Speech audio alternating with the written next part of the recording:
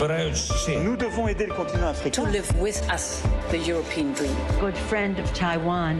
Europe 1, bonjour. Votre revue de presse internationale sur Europe 1, nous sommes d'abord au Maroc. Bonjour Alexandre Blanc. Bonjour. De quoi parle la presse marocaine ce jeudi ?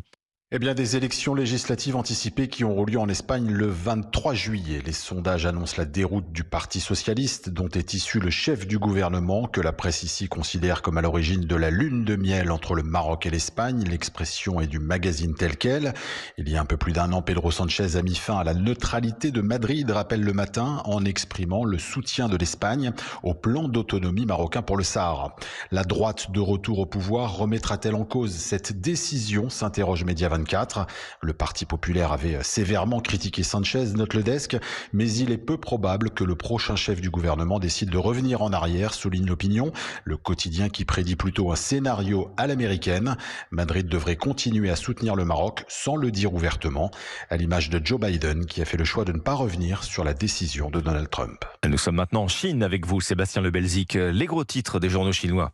Alors à la une de l'actualité en Chine, les autorités qui resserrent toujours plus le contrôle du réseau Internet.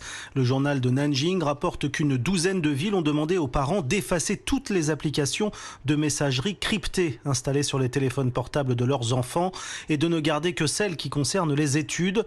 Le South China Morning Post explique que les contrevenants risquent 3 ans de prison, notamment s'ils utilisent des réseaux comme Telegram ou Signal, déjà bloqués ici mais qui restent accessibles avec un système de VPN pour contourner la censure.